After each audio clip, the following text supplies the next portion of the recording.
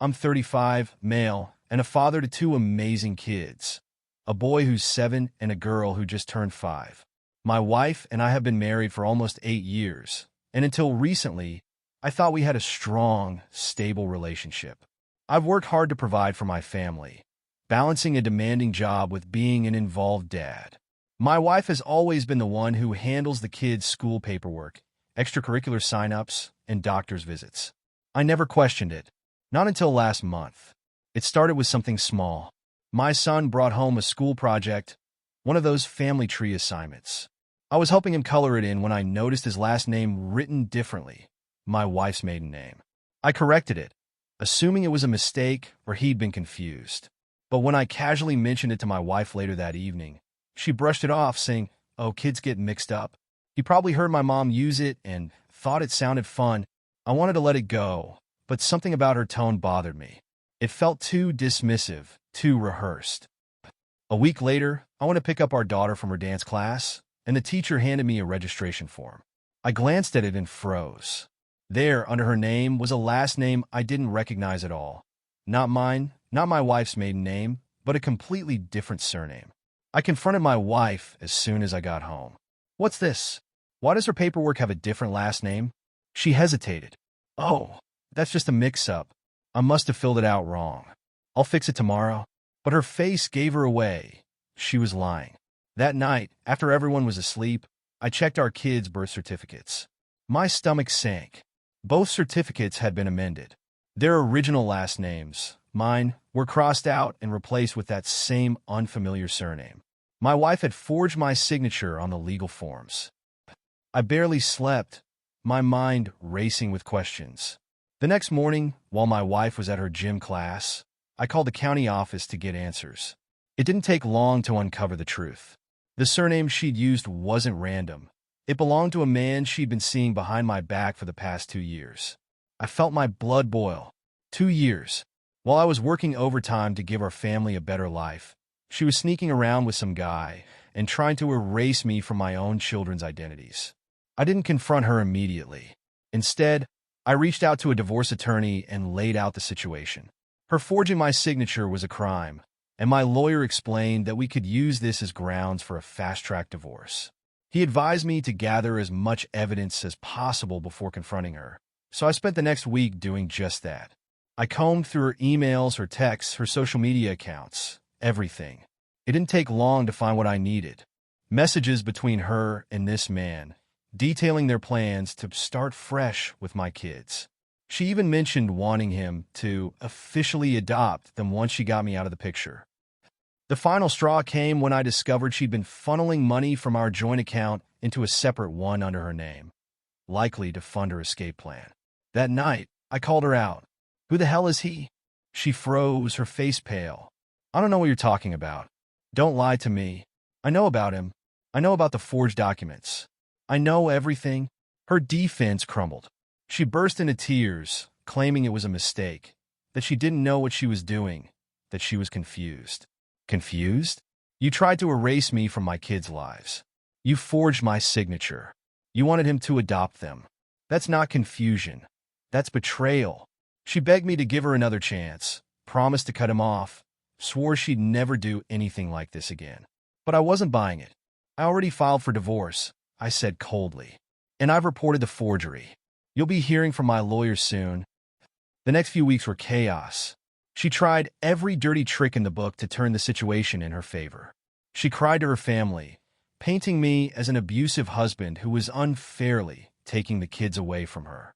She even tried to frame me for domestic violence, calling the police and claiming I'd hit her. Thankfully, I had security cameras in the house that proved otherwise. Her lover wasn't much better. He showed up at my workplace one day, smug as hell, and tried to reason with me.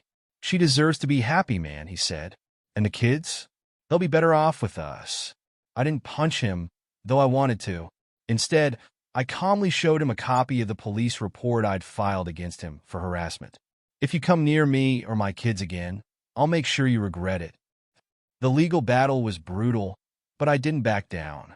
My lawyer was a shark, and we made sure the court saw every piece of evidence: her affair, the forgery, her attempts to alienate me from my kids. The judge didn't buy her sob story.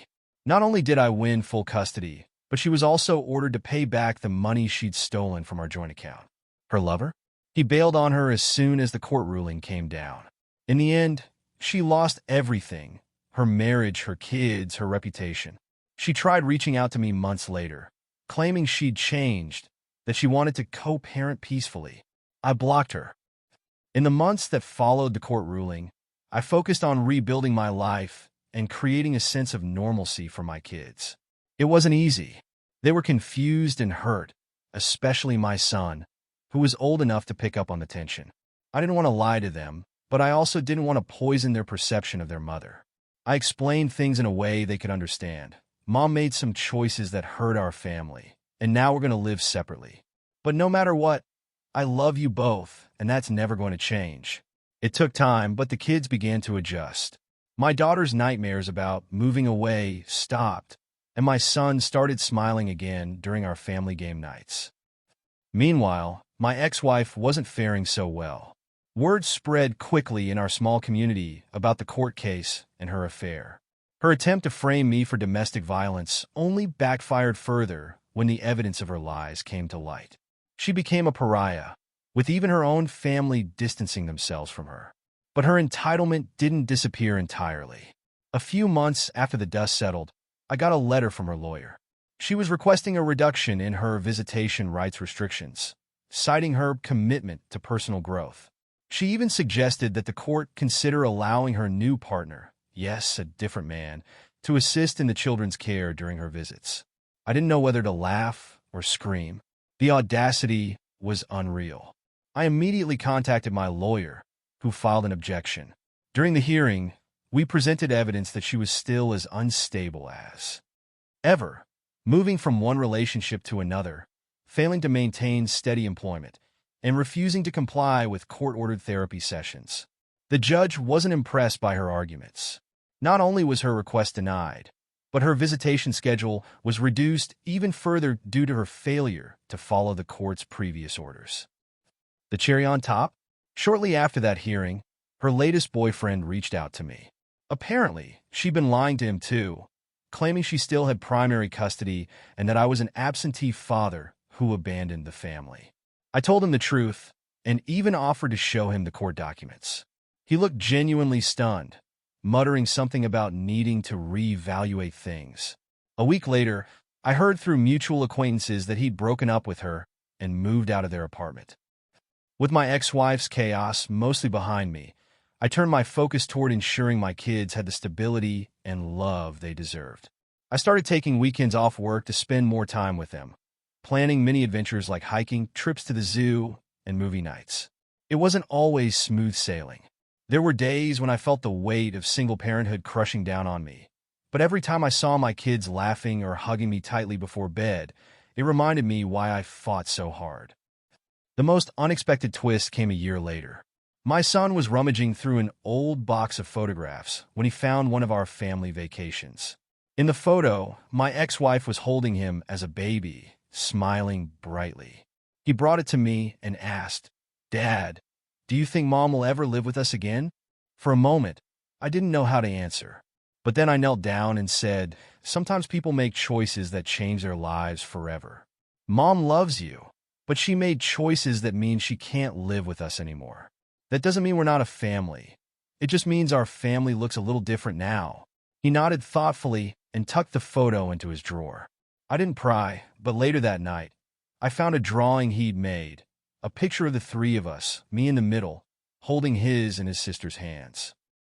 If there's one thing I've learned from this nightmare, it's that betrayal can break you, but it can also make you stronger. My ex-wife tried to take everything from me, but in the end, she only lost herself. So, to anyone out there feeling betrayed or lost, know this: you can rebuild.